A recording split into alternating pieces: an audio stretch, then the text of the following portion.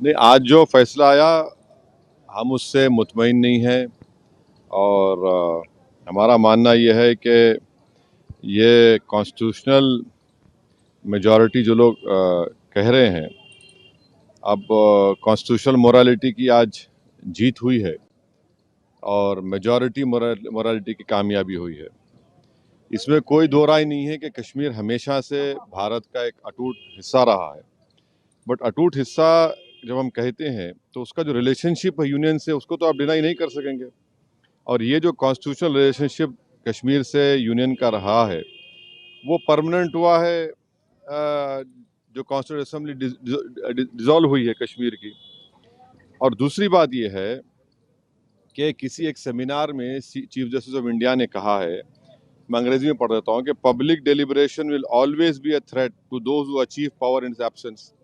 अब क्वेश्चन ये है कि जब आप एब्रोगेट कर रहे हैं स्पेशल स्टेटस, पूरे स्टेट को कर्फ्यू में लगाकर 356 लगा दिया आपने, इलेक्टेड असेंबली नहीं है, तो फिर कश्मीर में डिलीबरेट किसने किया बताइए हमको, किसने क्या डिलीबरेट किया? और बोम्बई में फेडरलिज्म को कहा गया कि बेसिक स्ट्रक्चर का हिस्सा है। फेडरलिज्म के माने ये है कि स्टेट की एक आवाज़ है, उसका एरिया ऑफ कॉम्पिटेंस है, उसको कंप्लीट फ्रीडम ऑपरेट करने का। अब पार्लियामेंट कैसा बोलेगा असेंबली के लिए? और पार्लियामेंट, हाँ, और कैसे पार्लियामेंट एक रेजोल्यूशन पास करेगा जो असेंबली को पास करना था? तो मेरे नज़र में 370 को जो एब्रोगेट किया गया है, ये वायलेशन है कॉन्स्टिट्यूशनल मोरालिटी का। और जो एब्रोगेशन, बाइफर्केशन और डाउनग्रेडिंग हुआ है एक स्टेट के यूनियन टेरिटरी का, ये तो बहुत बड़ा धोखा हुआ है जो हमने कश्मीर की आवाम को वादा किया था। मैं पहले भी कहा हूँ, आज भी कह रहा हूँ कि अब ये तो लेजिटिमाइज हो चुका है कोर्ट से, तो कल बीजेपी को कोई नहीं रोक सकेगा चेन्नई, कोलकाता, हैदराबाद और मुंबई को यूटी बनाने के लिए। और इसका सबसे बड़ा नुकसान जो होगा, आप देख लेना, फ्यूचर में डोगरास को होगा और लद्दाख के बुद्धिस्ट को होगा। वहाँ पर डेमोग्राफिक चेंज होगा। अभी से आप देख रहे हैं कि जम्मू में जितने राइस मिलें थी वो डोगरा के लोग हाथ से निकल गई। और लद्दाख में आप देखेंगे बहुत बड़े पैमाने पर बुद्धिस्ट लोग नाराज होंगे और वहाँ पर डेमोग्राफिक चेंज होगा। सर, दो सवाल हैं। आपने ये बात कही कि दूसरे शहरों में भी ये काम करेंगे ये लोग, किस शर्त पे और क्या सबूत और किस दावे के साथ आप कह रहे हैं?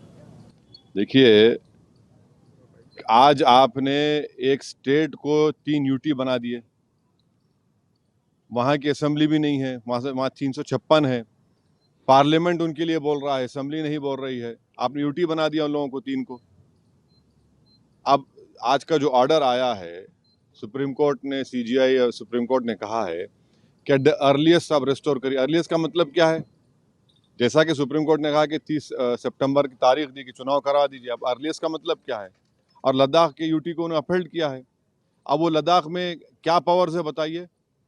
पहले तो भी काउंसिल में कुछ पावर से, अब तो एलजी डिसाइड करता है बजट उनका।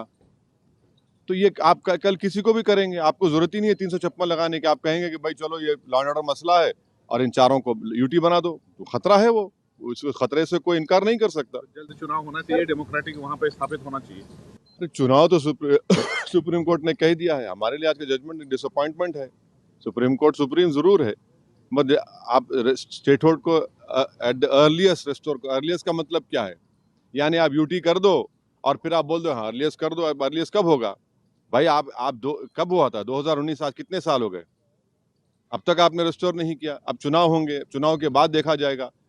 सबसे बड़ा नुकसान तो जम्मू के डोगरा के लोगों को और लद्दाख के बुद्धिस्ट को होने वाला आगे जाकर। चुनाव लड़ेंगे अगर ऐसा होता है? डॉक्टर करण सिंह ने कहा है कि हम अपनी राय दे चुके हैं। हर एक अपनी राय दे सकता है।